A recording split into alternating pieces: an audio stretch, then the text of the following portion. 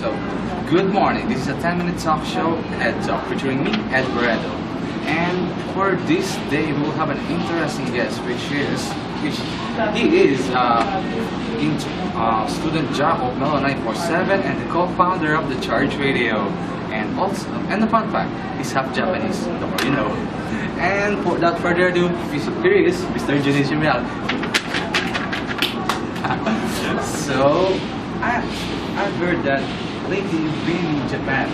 So, how was it? Well, Japan was mostly Japan. A lot of clean streets. The people are very nice there. The weather is kind of hot, especially this season. So, I like the Philippines more in this time of day because it's really hot there. So, yeah, the climate is kind of changing. So, for our main topic, how did you get interested to radio and how it led you to being a student job of Melo 947? Oh, back in high school, maybe second year, third year, I had this friend in our class, and then he usually was listening to radio, even if there was classes, even though we had recess, he was still listening to radio. So I got interested. Like, what are you listening to? Are you like on your iPod, or are you just listening to the radio? I said, oh yeah, I'm a fan of this radio station. I'm not gonna say it because I'm not part of that radio station. But anyway, he continued to try to convince me that, hey, maybe you should give radio a shot. I mean, you have the voice and you can talk, so maybe you should join the radio industry whenever they have auditions for college students. So, come college, I tried looking for other radio stations who had auditions. Luckily, I came across Melo 947, and their audition was the earliest because I think Magic was holding their own audition 2 weeks after. So why not? Let's give it a shot. So I went in there, and I really got interested in how things work inside the radio booth. I mean, when you hear their voices, when you're not in the studio, you think, they must be really handsome.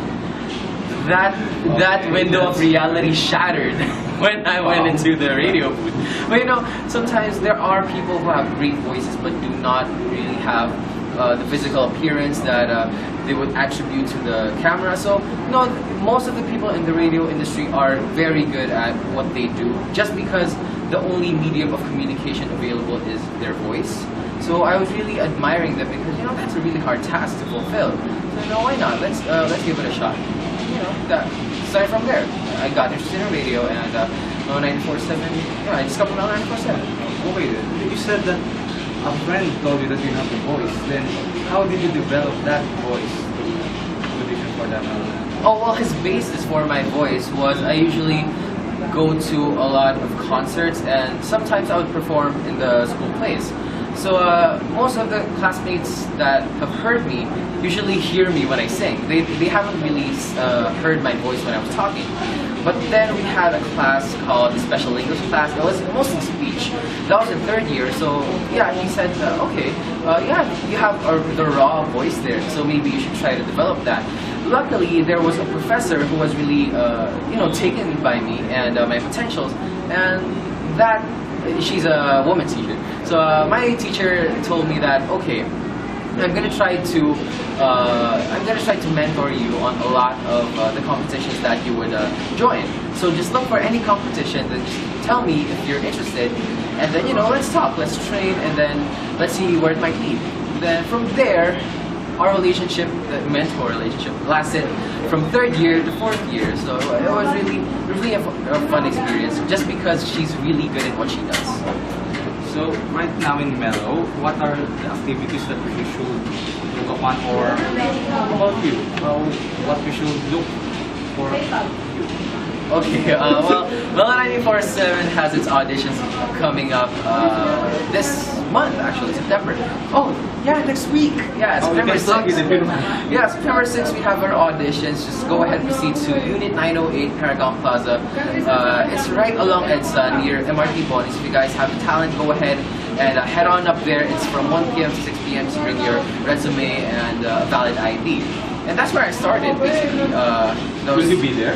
Yeah, of course, I'll be trying to facilitate the training, but I will not, the audition, but I will not be one of the judges. The people who will be trying to just decipher if you guys are fit for radio. The panel will be made up of judges from the weekday and the weekend show. So you could expect, if you're a fan of Melon 947, you could expect your DJs to be there, your favorite DJs. So you would know how they look like in real life. Do you have any tips or advice for the auditionees out there that would like to audition for the Melon 947? Well, I just really got lucky because even before the auditions took place, I was really active in contacting them, Facebook, and calling, so they pretty much know who I am. So I really got lucky because the panel was one of the DJs, and actually the mentor, yeah. One of the mentors that we have right now is DJ Chloe, is one of the panels, and she said that, yeah, I've heard your voice because, I usually call Melon 947, so they know my voice. Yeah, you have the voice, so let's see what we could work on in there. Because even when I was auditioning, I did not really have that refined radio voice, radio quality voice. So let's see, let's train, because that's the main reason why they established the program, is to train college students to sound like the DJs and how to actually be a DJ. So yeah, that's probably one of the reasons why. So, aside from being a student chef of Melon 947, I also heard that you are a co-founder of the Charge Radio here in FU. Yes. So, I would like to hear how did you build the Charge Radio and how did it start? Charge Radio started with a Facebook post. First of all, in Melon 947, you don't only go along with your fellow FU friends. You'll meet a lot of students who are really good at speaking from a lot of universities, and most of them are part of their campus radio. So I said, oh, okay, campus radio. So what is that?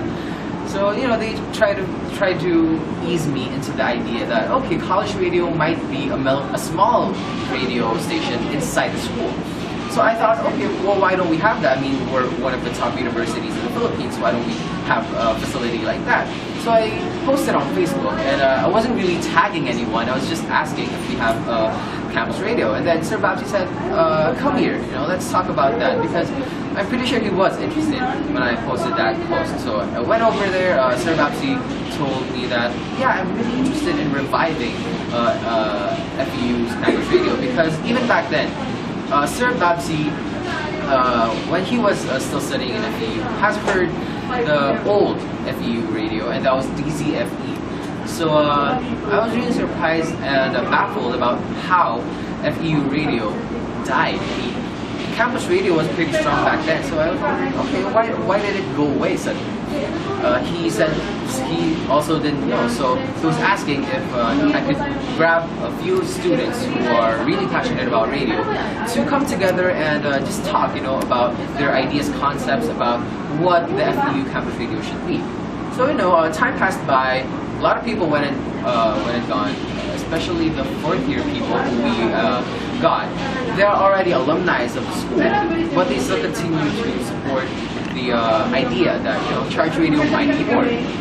So fast forward today, Charge Radio is an organization where we get students from the mass communication program to try their own voice in radio, because there are other people who are fit for hosting, for camera, and then most of the people that we get are usually really great at public speaking. So we try to hone that into a radio style conversation, and then most of the people that we take in really have the raw potential to make it to the radio industry. So that's what we are aiming for now. Charge Radio started off humbly with a few students. Now it has grown. Still few students, but it has grown. But right now, what should the Tamaros look for in Charge Radio? Charge Radio is an up-and-coming radio station. We're still under the Communication Society, but I think 1 to 2 years from now, we will be under a bigger umbrella, because I want to think big. I don't want to limit the talents just to the communication program. I want everyone from all courses to just be exposed in the radio industry. I'm sorry, but I think we have no time left. So right now, we have any greetings or greet anyone? Charge Radio. Hi there. Okay then. And you can say hi to our prof, Ma'am Daya. Hello, Ma'am Daya. I just break the fourth wall. So there you go. That's all. The 10-minute talk show. Thank you. Dota.